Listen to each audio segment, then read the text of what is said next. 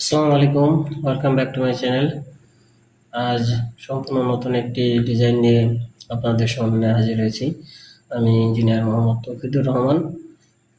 আজকের ডিজাইনে জায়গা আছে 17 feet by 45 feet. 17 feet by 45 feet জায়গায় সুন্দর একটি বাড়ির ডিজাইন নিয়ে আপনাদের সামনে হাজির হয়েছি।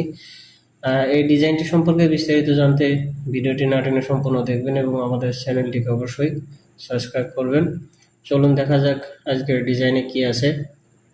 প্রথমে আমরা ফ্লোর প্ল্যান দেখব।